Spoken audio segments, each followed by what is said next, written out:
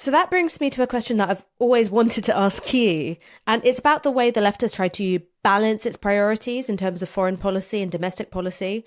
Because after Corbyn stepped down as Labour Party leader, there were many people on the left who felt that we tried to do too much, right? So we tried to be radical with economic policy and we tried to be radical with foreign policy. And foreign policy is what really spooked the establishment. And that's why they took Jeremy Corbyn's head off. So we maybe should have focused ruthlessly on domestic economic policy. Do you think that such a thing is possible? Can the left succeed without taking on foreign policy? No, because we are an empire. We are the most destructive, massive military empire that the world has ever seen. And unless we confront that head on, Ash, I would argue that the left doesn't center this enough.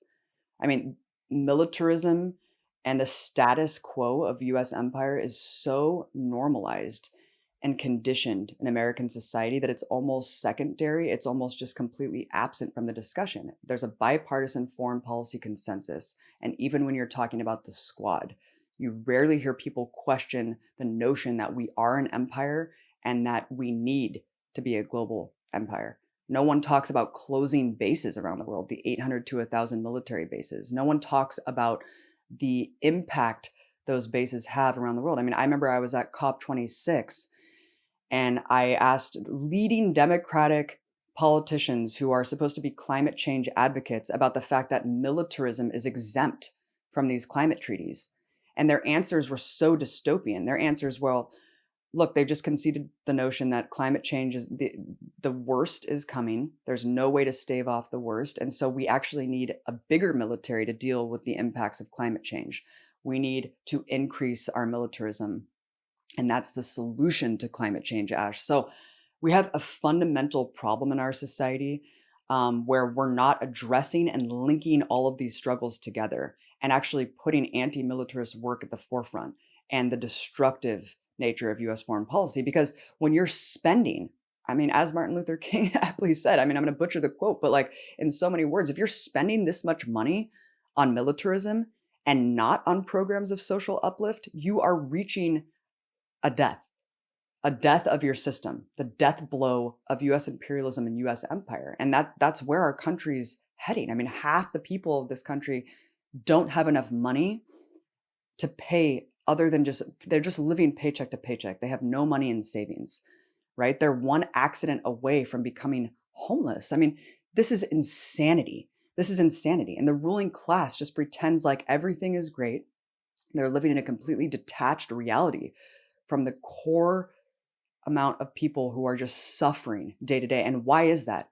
Why is that? Because all of our money is being funneled into death and destruction and weapons and subjugating tens of millions of people around the world. It's suffocating not only the planet, but us here at home. We don't have the avenues to change anything because the system is designed to squash any sort of activism or momentum.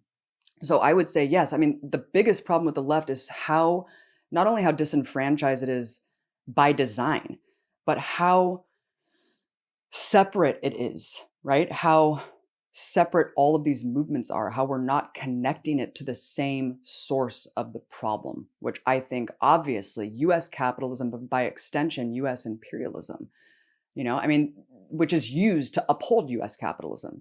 That's what it is used to do, and to uphold fossil fuel infrastructure around the world as we're reaching cataclysmic effects of climate change. So I think centering US foreign policy, centering US wars. I mean, if you just point to the average voter on the street, foreign policy is looked at like, oh, as kind of a background issue. And even though I said, yeah, it's very normalized and the military machine's very worshipped, it has been kind of centered in the elections ever since the war on terror. I mean, Obama got into office because he wanted to end the wars, which he didn't do. And then you saw this groundswell of activism as a reaction to that. You had Trump saying he was the anti-war candidate. Hillary Clinton was painted as the hawk, right? Of course, Trump did nothing but further the aims of US empire and do horrific things, increase drone strikes 400%, the list goes on and on. And then Biden, the same thing. He said he wanted to end the endless wars. I think people are sick of having this perpetual warfare state. And if you ask the average voter on the street what they think, I think a lot of them, Democrat and Republican and independent, would say, this is insane. This is completely insane. And so I think centering that and linking those struggles is the answer, Ash. And that's why I do what I do.